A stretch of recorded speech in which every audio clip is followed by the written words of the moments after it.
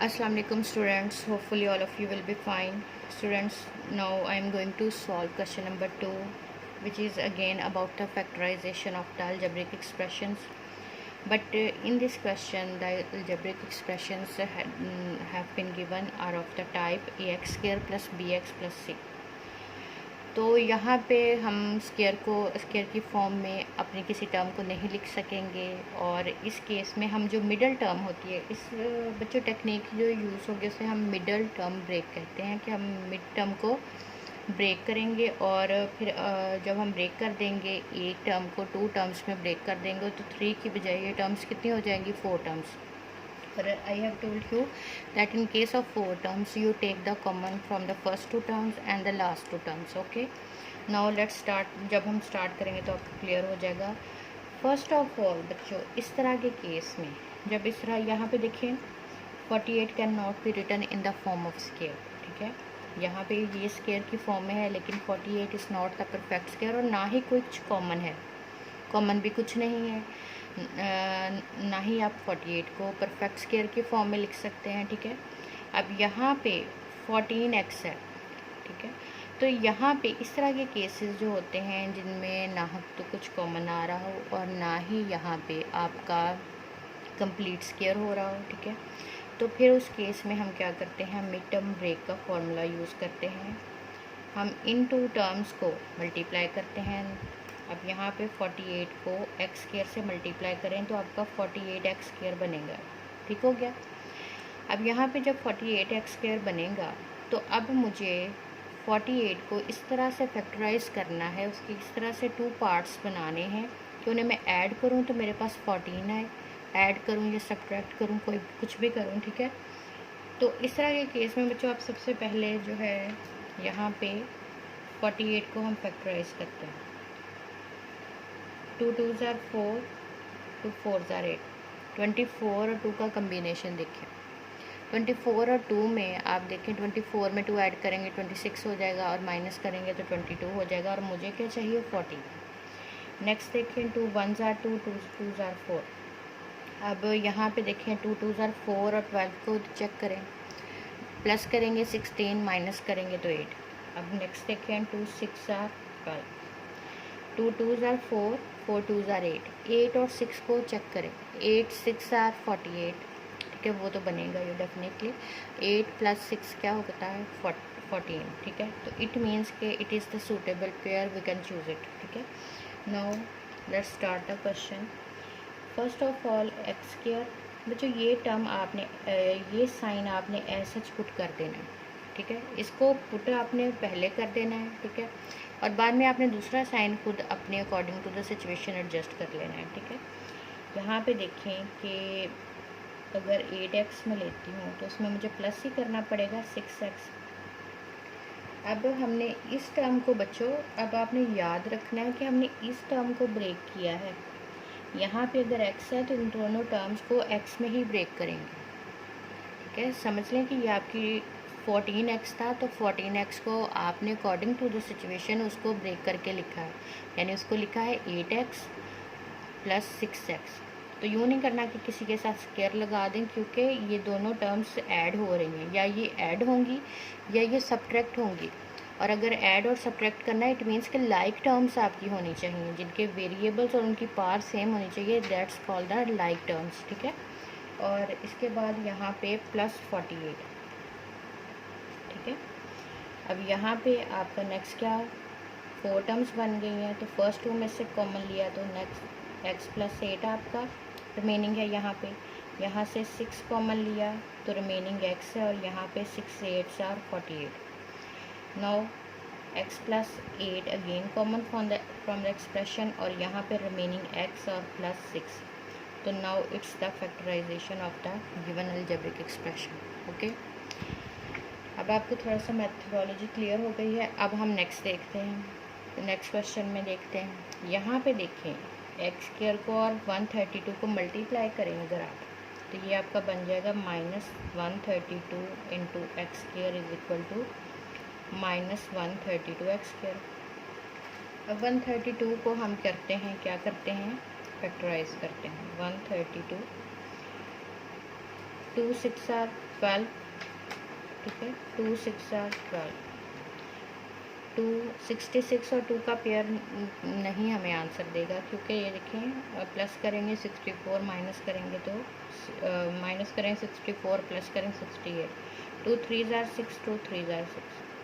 अब 33 और 4 का पेयर भी सूटेबल नहीं होगा। अब यहाँ पे 3 से करते हैं, 3 1 ज़ार 3, 3 1 ज़ार 3। अब यहाँ पे देखिए 2 2 ज़ार 4, 4 3 ज़ार 12, 12 और 11। यहाँ पे डिफरेंस जो है हमें क्या चाहिए, हमें प्लस एक्स चाहिए।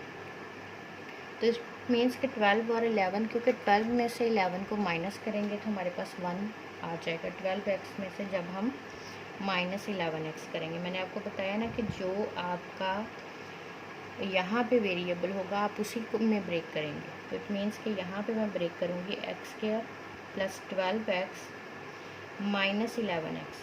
अब बच्चों मैं यहाँ पे अगर 11 लिख दूँगी और यहाँ पे माइनस 12 लिख दूँगी तो माइनस एक्स आपका रिमेनिंग होगा, जबकि मुझे प्लस एक्स चाहिए। तो आपने कोफिशिएंट्स को थोड़ा देख लेना, ठीक है। ग्रेटर कोफिशिएंट्स के साथ प्लस का साइन होगा तभी आंसर प्लस में आएगा, ठीक है। और यहाँ पे माइनस 32।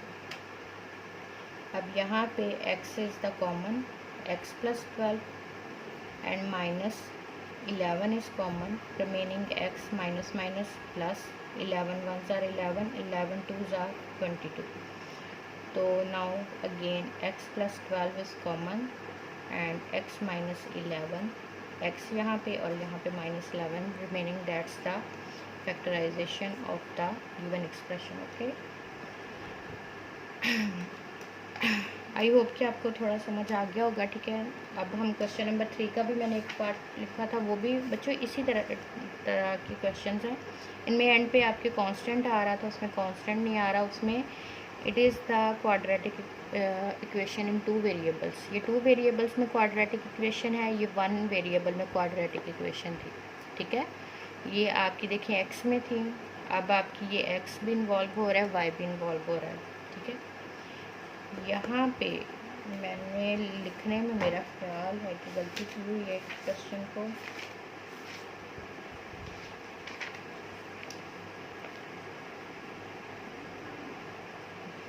हाँ 17, हाँ अंडरस्टूड था, या तो यहाँ पे 2 होना चाहिए था, ठीक। अच्छा बच्चों पहले तो वीडियो 7 मिनट्स की हुई है, तो इसका मतलब सॉल्व कर लेते हैं, ठीक है। यहाँ पे देखें, यहाँ पे 2 होगा। क्वेश्चन को देख के मुझे लगा कि मैंने कुछ गलती कर दी। अच्छा अब आप देखें कि ये आपकी 2 टर्म्स हैं, 4x² और 4y², ठीक है। 4 4 are 16x² y²। अब हमें जो है टर्म्स चाहिए आपकी ऐसी टर्म्स चाहिए जिन्हें हम मल्टीप्लाई करें तो हमारे पास 16x² y² है, ठीक है। और अगर हम प्लस माइनस करें तो हमारे पास 17 है, ठीक है। तो बच्चों यहाँ पे तो आपको पता चल रहा है 16 और 1 का कम्बिनेशन हो सकता है। 16 में जब आप 1 ऐड करेंगे तो आपका 17 बन जाएगा, ठीक है।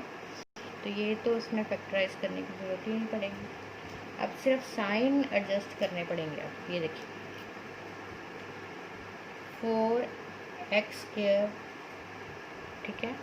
अब यहाँ पे मैंने आपको बोला हुआ है कि ये साइन आप ऐसे सच पुट करें, ठीक है। अब आप देखें यहाँ पे मैं 16xy, ठीक है, इस टर्म को हमने ब्रेक करना है, ठीक है, और इस टर्म को इस तरह से ब्रेक करना है। अब आप देखिए अगर बच्चों मैं -16 xy में -xy इन दोनों को ऐड करती हूँ तो ये बन जाएगा -17xy, ठीक है। इस टर्म को ब्रेक करना है ना, इसको इस तरह से ब्रेक कर लिया कि -16 और -1xy लिख लिया, तो 1 मैंने यहाँ पे मेंशन नहीं किया, ठीक है ना। तो -16xy -xy, तो इनको ऐड करेंगे तो -17, यानी कि ये टर्म ब्रेक हो गई। अब इनको देखेंगे कि नहीं, जब हम प्लस करते हैं तो हमारे पास 16 मल्टीप्लाई करते हैं तो 16 एक्स स्क्र वाई स्क्र आता है तो माइनस माइनस प्लस 16, एक्स से एक्स मल्टीप्लाई हुआ एक्स स्क्र वाई से वाई, तो ये आता है, ठीक है। इट मीन्स कि -16x और दूसरी टर्म, अब दूसरा साइन अगर आप यहाँ पे बच्चों प्लस पुट कर देंगे तो प्लस माइनस क्या हो जाएगा, माइनस, ठीक है। तो वो तो 15 आएगा आपका आंसर। तो यहाँ पे भी आपको, मैंने आपको बोला था ना कि आपको दूसरा साइन खुद एडजस्ट करना पड़ेगा।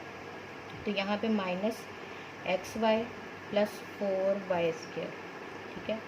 अब यहाँ पे देखें, यहाँ में 4 इज़ द कॉमन फैक्टर, ठीक है, और उसके बाद x is common. Now x remaining and 4 4s are 16 एंड y रिमेनिंग।